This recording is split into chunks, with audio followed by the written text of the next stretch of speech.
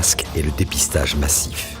Petit à petit, ce que l'on pouvait dire hier n'est plus possible aujourd'hui.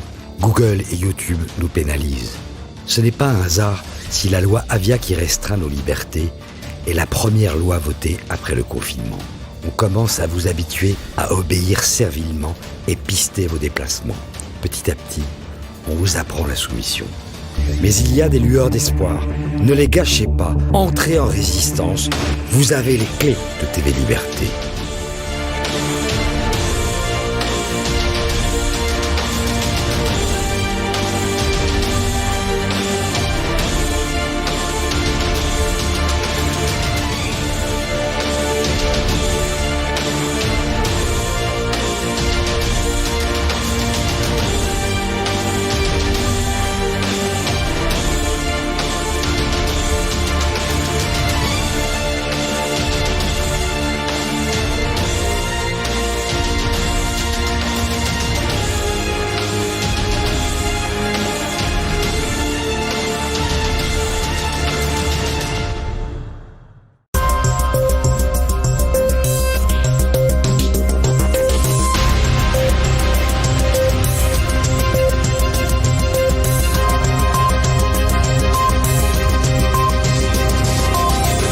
Madame, Monsieur, bonsoir, bienvenue dans cette nouvelle édition. Au sommaire de ce journal, Emmanuel Macron, toujours dans le déni. Dimanche soir, le président s'est encore exprimé pour ne rien dire. Un numéro d'autosatisfaction et de mensonges qui aura une suite déjà programmée en juillet. Les séparatistes toujours à pied d'œuvre, à l'appel de plusieurs collectifs communautaires. Les manifestations contre le racisme se sont poursuivies ce week-end, toujours au mépris de l'état d'urgence sanitaire. Une situation que le président ne semble pas en position de régler. Et puis également dans l'actualité, le retour possible du virus du Covid-19 en Chine. C'est en tout cas ce que les médias de masse semblent affirmer après que plusieurs dizaines de contaminations ont été recensées à Pékin. Un scénario qui replace l'empire du milieu au cœur des problèmes sanitaires. Du vent et des mensonges, dimanche soir, Emmanuel Macron s'est exprimé pour revenir sur la crise sanitaire et annoncer les dernières mesures de déconfinement. Un numéro insipide censé rassurer les Français. Décryptage avec Élise Blaise. Du déni et de l'autosatisfaction. Voilà en somme comment résumer les 19 minutes 40 secondes de l'allocution dominicale d'Emmanuel Macron, suivie par 23 600 000 personnes. Depuis l'arrivée du virus, c'est la 4e prise de parole du chef de l'État. Un discours dont l'intérêt reste encore à définir. D'ailleurs, une autre prise de parole est d'ores et déjà prévue pour le mois de juillet. Quitte à ne rien dire, autant le faire en plusieurs fois. À plus forte raison que la prochaine prise de parole pourrait évoquer le remaniement dont tout le monde parle. Alors que l'épidémie de Covid-19 semble aujourd'hui maîtrisée dans notre pays, l'heure était au bilan. Un bilan pas très reluisant pour la Macronie. Pourtant, le président n'a pas hésité à consacrer la majeure partie de son allocution à faire un numéro d'autosatisfecit pour le moins audacieux. La lutte contre l'épidémie n'est donc pas terminée, mais je suis heureux, avec vous, de cette première victoire contre le virus. Le moment entamé avec le début du confinement n'avait rien d'une évidence. Si nous pouvons rouvrir le pays, c'est parce qu'à chaque étape de l'épidémie, chacun a pris sa part. Le 16 mars, nous avons fait le choix humaniste de placer la santé au-dessus de l'économie en vous demandant de rester chez vous. Un choix qui n'avait rien d'humaniste et qui était tout bonnement contraint par l'affaiblissement de l'indépendance de l'État. C'est bien faute de masques, faute de tests, faute de places dans les hôpitaux que l'assignation à résidence appelée confinement a été décidée. Un arrangement avec la vérité qui n'aura pas été le seul de cette prise de parole. Et grâce à l'engagement exceptionnel de nos soignants et de toutes les équipes, l'ensemble des malades qui en avaient besoin ont pu être pris en charge à l'hôpital ou dans la médecine de ville.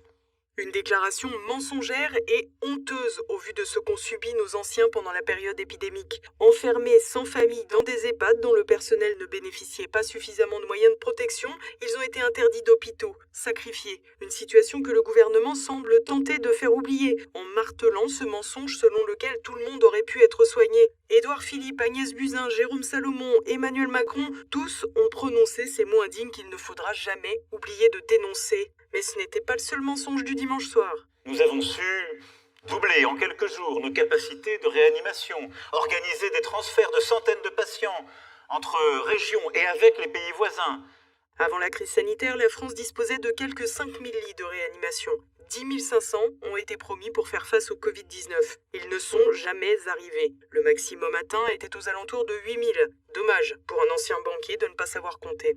Nous n'avons pas à rougir, mes chers compatriotes, de notre bilan. Des dizaines de milliers de vies ont été sauvées par nos choix, par nos actions. Non, le peuple n'a pas à rougir. L'exécutif, en revanche, rien n'est moins sûr. Au-delà de cette logorée satisfaite, Emmanuel Macron a fait quelques annonces, notamment le passage en vert de tout le territoire métropolitain, permettant notamment aux restaurateurs de rouvrir leurs salles. Une annonce de la veille pour le lendemain, à la manière de ce qui avait été fait pour la fermeture. Dommage pour ceux qui attendaient patiemment le 22 juin avant de reconvoquer leurs salariés. Les déplacements au sein de l'Union européenne sont également possibles depuis ce lundi. Les voyages hors de l'UE reprendront quant à eux à partir du 1er juillet dans les pays où l'épidémie sera maîtrisée, de quoi laisser la libre interprétation au gouvernement français. Le président a également déclaré que toutes les écoles et collèges rouvriraient le 22 juin et que l'enseignement serait de nouveau obligatoire. Une annonce révolutionnaire puisque les vacances scolaires estivales commencent le 3 juillet au soir, 2 semaines plus tard donc. D'un point de vue économique, Emmanuel Macron a clairement invité les Français à mettre un coup de cravache en affirmant, cela vaut ce que ça vaut, que les impôts ne seraient pas augmentés pour éponger le déficit.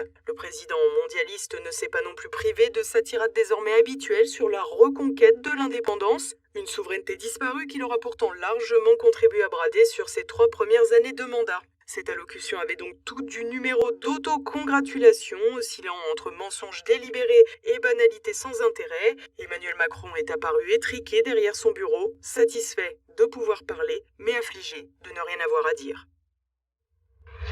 Une manifestation d'importance contre le racisme et contre la police, des actions coup de poing contre ces manifestations, un président qui ne sait pas trop quoi faire et une police en colère. Le monde d'après ressemble au monde d'avant, en pire. Aujourd'hui, c'est un rassemblement pour dénoncer le délit de justice. Aujourd'hui, c'est un rassemblement pour dénoncer la violence policière. Aujourd'hui, c'est un rassemblement pour dénoncer la violence sociale. Aujourd'hui, c'est un rassemblement pour dénoncer la violence raciale. Assa Traoré, dans ses œuvres, la sœur de l'individu mort après une interpellation il y a maintenant 4 ans, a naturellement joué en faveur de la victimisation devant la foule rassemblée à Paris, place de la République, pour un rassemblement finalement statique, une manifestation qui aura été marquée par un coup d'éclat d'une poignée de militants de génération identitaire venus déployer une banderole contre le racisme anti-blanc, une action qui n'a naturellement pas plu aux manifestants.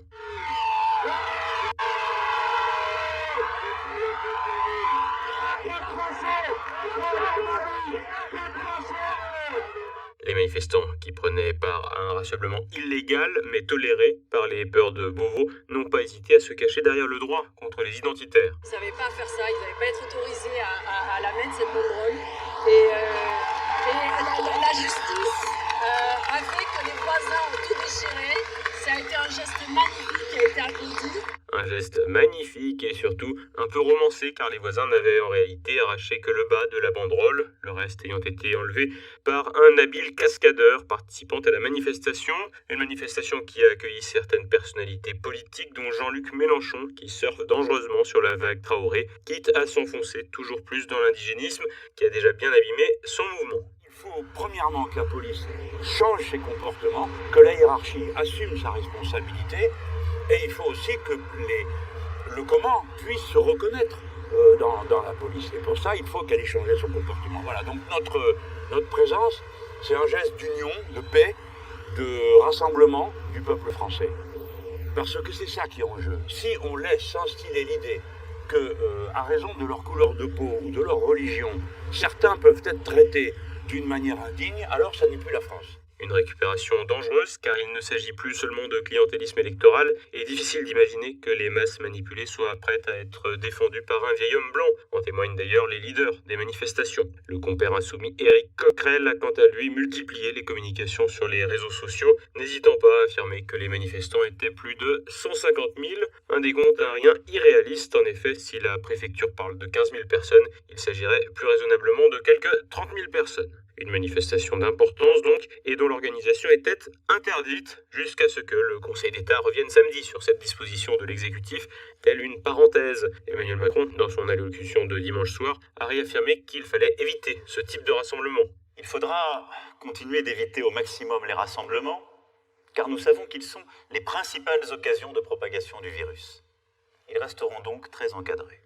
Le président dit ainsi vouloir limiter les rassemblements alors même que le Conseil d'État a levé l'interdiction de manifester samedi, à croire décidément qu'il y a une exception juridique pour ce type de manifestation communautaire. Avant les 20 minutes pesantes du discours présidentiel dimanche, les Français ont donc pu être gratifiés du discours d'Assa Traoré, devenu l'égérie du mouvement de contestation en France, un mouvement qui oscille entre dénonciation de la police et défense d'intérêts ethniques et communautaires. Plus de 20 minutes de discours sans discontinuité avec la présence de traducteurs en langue des signes, des camions, du matériel sono, un discours bien rodé et des moyens importants en somme qui peuvent laisser entendre que de généreux donateurs appuient cette agitation. Peu de revendications concrètes dans le discours, si ce n'est l'interdiction de toutes les techniques d'immobilisation, mais une évidence saute aux yeux, la rhétorique d'Assa Traoré. Au fil des années, le discours a été pour le moins travaillé. En effet, il y a quelque temps encore, Assa Traoré n'hésitait pas à inciter au renversement du président de la République.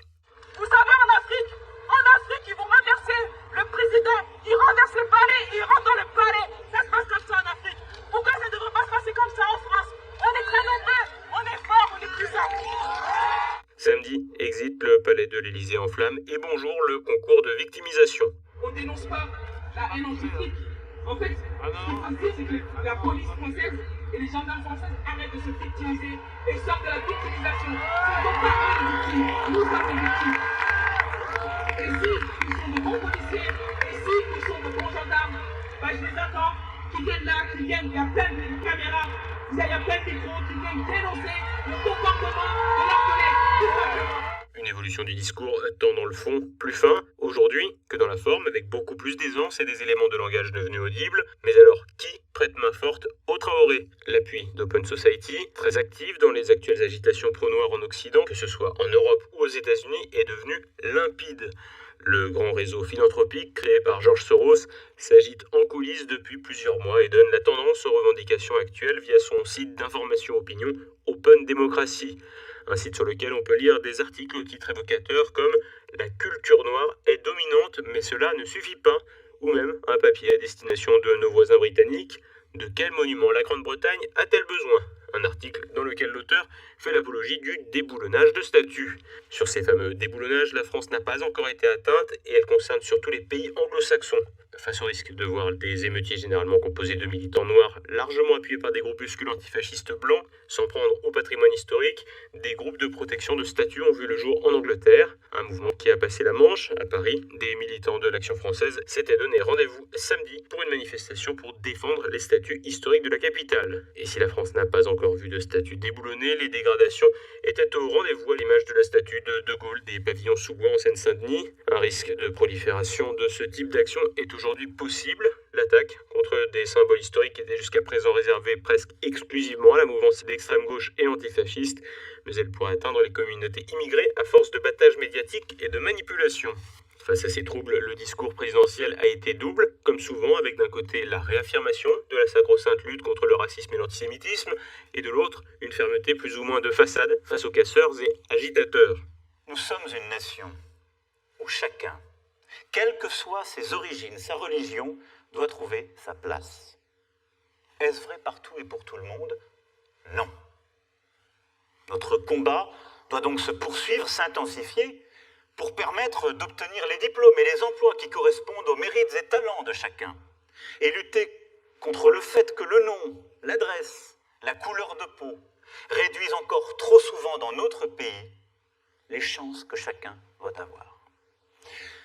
Nous serons intraitables face au racisme, à l'antisémitisme et aux discriminations, et de nouvelles décisions fortes pour l'égalité des chances seront prises. Des dispositions pour l'égalité des chances qui pourraient bien virer à la discrimination positive et ancrer un peu plus la France dans son processus d'américanisation, une manière de traiter le communautarisme qui n'a d'ailleurs pas fait ses preuves outre-Atlantique, à en croire les récents événements. Et comme il fallait bien un peu de en même temps, le président a tout de même affirmé qu'il n'y aurait pas de déboulonnage de statues en France.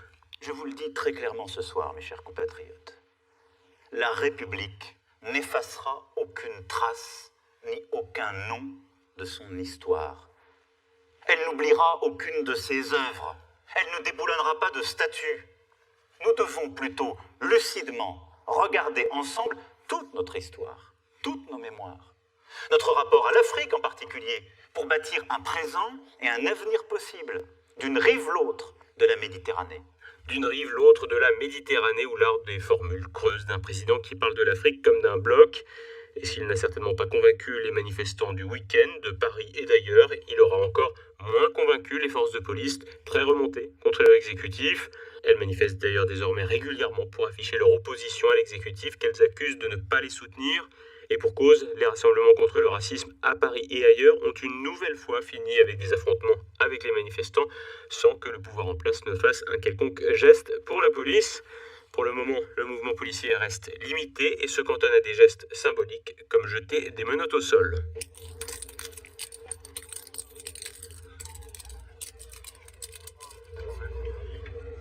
Des jets de menottes qui résonnent comme des avertissements auprès d'un État qui a solidement sollicité sa police et qui l'a défendu pour s'attaquer de manière très musclée aux gilets jaunes, mais qui semble aujourd'hui peu concerné pour lui prêter main forte face aux bandes ethniques.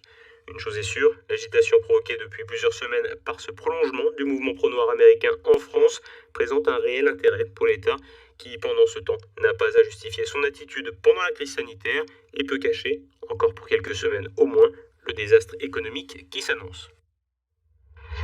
Le destin du Covid-19 et de la Chine sont-ils inséparables alors que l'épidémie semblait terminée dans l'Empire du Milieu? De nouveaux foyers de contamination apparaissent un peu partout sur le territoire.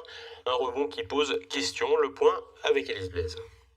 Près d'une centaine de nouveaux cas de contamination en 2 jours. Si le chiffre ne semble pas particulièrement important au regard de la population chinoise globale, il inquiète. En effet, l'Empire du Milieu n'avait plus enregistré plus d'une dizaine de nouveaux cas quotidiens sur son territoire depuis mi-avril. Si l'épidémie initiale était partie cet hiver de la province du Hubei à Wuhan, autour d'un marché alimentaire cette fois, beaucoup de nouvelles contaminations sont recensées dans la capitale Pékin, toujours autour d'un marché alimentaire. Un marché au gros du sud de la capitale où viandes et poissons sont vendus, parfois dans des conditions d'hygiène assez aléatoires. Le marché a été fermé depuis, à l'exception des commerces de fruits et légumes. Les autorités ont lancé une opération de dépistage massif des employés. Plus de 10 000 personnes ont déjà été testées, de quoi là encore relativiser les nouveaux cas de contamination. Pour autant, plus d'une vingtaine de quartiers résidentiels ont été de nouveau confinés. De quoi laisser entendre que le gouvernement chinois s'inquiète d'une reprise du virus qui finalement n'aura pas été vaincu par le régime communiste. Au début de la première vague, le porte-parole de Debout la France, Jean-Philippe Tanguy, revenait sur la gestion de la crise des Chinois, pas si idyllique que l'entend l'Organisation mondiale de la santé. On voit le bien en Chine, pourquoi ça a mal commencé, comme lors des dernières épidémies. C'est qu'une fois de plus, cette dictature communiste a voulu contrôler les choses, étendre, mettre des gens en danger, faire tomber des têtes, et puis au final, la vérité l'a rattrapé. Moi, j'étais atterré, ça je le dis, quand je constate que certaines personnes en France, soi-disant des grands démocrates, honoraient la Chine, M. Raffarin, de toutes les mesures exceptionnelles qu'ils ont prises, de construire un hôpital en 1 semaine. D'accord, mais s'ils n'avaient pas caché les choses et géré les choses correctement, ils n'auraient pas eu à construire un hôpital en 1 semaine. Donc on est dans la fascination de régimes dictatoriaux, inefficaces, et ça fait 3 fois quand même. Il faut déconner la vérité aux gens. Ça fait 3 fois qu'un foyer vient de Chine. Alors certes, il y a 1,5 milliard d'habitants en Chine, ce qui augmente les risques, les probabilités. Mais quand même, en Inde, l'Inde, il y a 1 million, presque autant de population, en plus avec un niveau de développement moindre, et il n'y a pas eu autant de foyers. Alors, il y a des raisons objectives à ça. Mais la vérité aussi, c'est que ce régime communiste... Moins de voyages, par exemple. Oui, ce régime communiste est une plaie. Donc il faut aussi arrêter d'être la serpillière, le paillasson de ces gens, d'avoir une espèce de fascination morbide pour des gens qui n'ont aucun respect pour leur peuple, qui font n'importe quoi. Des paroles dures qui se comprennent. En effet, il est vrai que la majorité des récentes épidémies sont venues de Chine. Une réalité qui s'explique par la population particulièrement importante et massifiée dans certaines zones, mais aussi par une gestion des normes sanitaires relativement aléatoire. Un point crucial que l'OMS aurait à soulever, mais que les pays occidentaux devraient également intégrer. En effet, l'abandon d'une grande part de nos souverainetés à l'Empire du Milieu, notamment en matière de santé, pose de réelles questions. Au-delà de l'aspect stratégique et de la question du Covid-19, de tels transferts de production se font souvent au détriment des normes sanitaires, de quoi pousser nos dirigeants européens vers une réflexion globale sur les risques que ces politiques nous font courir. Et voilà, on passe à l'actualité en bref avec Thibaut Bastide. Expédition punitive à Dijon. Après l'agression d'un jeune homme de 16 ans par des dealers dijonnais, plusieurs dizaines de personnes se revendiquant de la communauté tchétchène ont afflué de toute la France dans le but de venger la victime. Armés de battes et de barres de fer, ils se sont rassemblés place de la République en centre-ville. Les groupes s'en seraient pris à un bar à chicha soupçonné d'abriter les coupables de l'agression. Malgré une rencontre entre les représentants des deux communautés, à savoir tchétchène et maghrébine, pour apaiser les tensions, des violences seraient poursuivies dans le quartier des Grésilles où un homme a été touché par balle. Selon le procureur de la République, une dizaine de blessés seraient à déplorer. Des scènes de violence ont également eu lieu à Nice, également avec des Tchétchènes. Une enquête a été ouverte par la direction départementale de la sécurité publique et la police judiciaire. 2 casques bleus tués au Mali. Dimanche, l'ONU a annoncé que 2 soldats de la mission des Nations Unies au Mali, la MINUSMA, ont été tués par des hommes armés non identifiés dans le nord du pays. Le convoi logistique était à l'arrêt lorsqu'il a été attaqué vers la commune de Tarkinte, au nord-est de Gao. La nationalité des victimes n'a pas été communiquée. La MINUSMA compte environ 13 000 soldats au Mali. Si un accord de paix a été signé en 2015 avec les rebelles séparatistes du Nord, le Mali reste en proie aux violences des groupes djihadistes et aux tensions intercommunautaires. Les Français touchés par une nouvelle hépatite. Selon une première enquête épidémiologique au niveau national, plus de 200 000 personnes en France présenteraient une forme sévère de cette hépatite appelée NASH. Il s'agit d'une inflammation lente et silencieuse du foie provoquée par la malbouffe et l'excès de sucre. La NASH, qui finit par présenter les mêmes lésions que celles provoquées par l'excès d'alcool, est plus fréquente chez les personnes buvant plus d'une canette de soda sucré ou fumant plus de 10 cigarettes par jour. Conséquence, les greffes de foie sont reparties à la hausse à cause de cette nouvelle hépatite. La NASH est la 3e cause de greffe hépatique en France, derrière la cirrhose alcoolique et le cancer primitif du foie.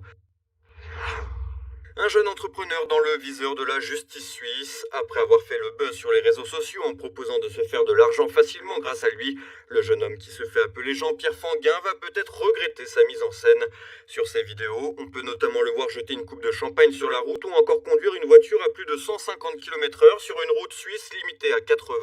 La police régionale de Lavaux, commune où a été tournée la vidéo de la coupe de champagne, a annoncé qu'elle va adresser un mandat de comparution à Jean-Pierre Fanguin avant de le dénoncer. De son côté, une porte-parole de la police du canton de Vaud a lancé des investigations pour les excès de vitesse. Jeudi, Jean-Pierre Fanguin indiquait ne pas avoir connaissance des procédures en cours, mais espérait que les conséquences ne seraient pas trop graves. Jean Raspail s'est éteint. L'écrivain auteur notamment du Camp des Saints est décédé samedi à l'âge de 94 ans. Hospitalisé à l'hôpital Henri Dunant à Paris, Jean Raspail avait reçu vendredi les derniers sacrements. Il était hospitalisé depuis la fin décembre et en raison de l'épidémie de coronavirus, sa famille n'a pas pu le voir jusqu'à ces derniers jours. Auteur de plusieurs dizaines de livres, l'écrivain a notamment remporté le Grand Prix du roman de l'Académie française en 1981, pour moi, Antoine de Tounens, roi de Patagonie, et le prix du livre Inter en 1987 pour Qui se souvient des hommes. Vous pouvez dès à présent retrouver les 2 entretiens que Jean Raspail a accordés à TV Liberté sur notre site internet www.tvliberté.com et sur notre chaîne YouTube. On approche de la fin de cette édition. Dans un instant, pour notre Zoom, Xavier Leguet présente son premier roman sur les Gilets jaunes, 1er décembre.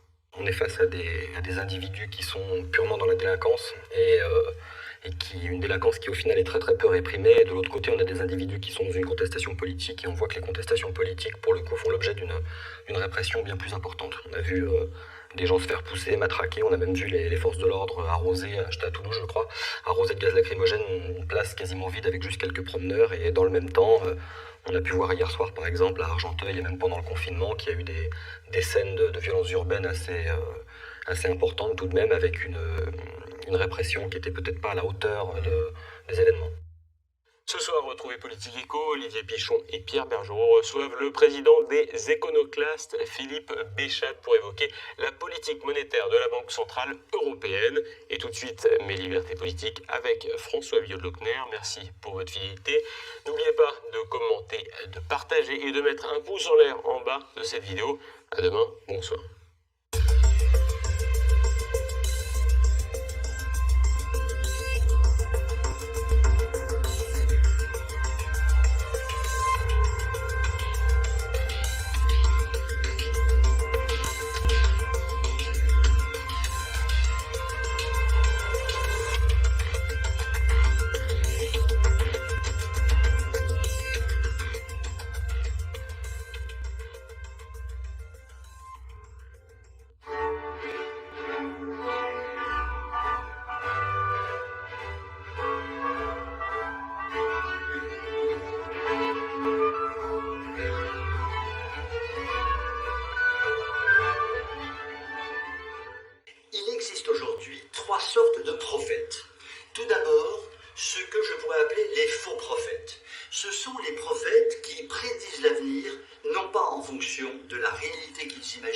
mais en fonction de leur propre idéologie.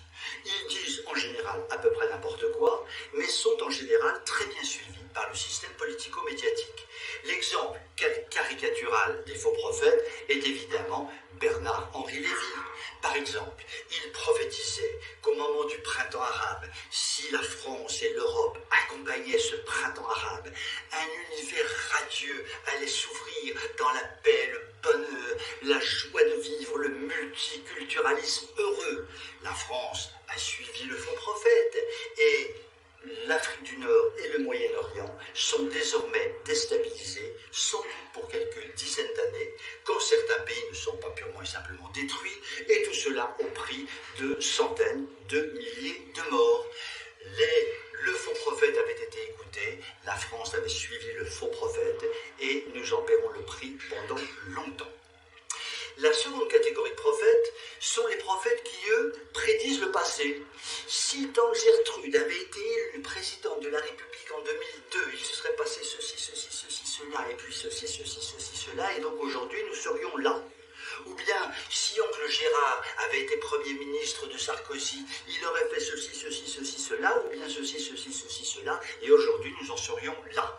Alors l'avantage pour ces prophètes, c'est que personne ne pourra jamais discuter de ce qu'ils racontent, puisque c'est le passé.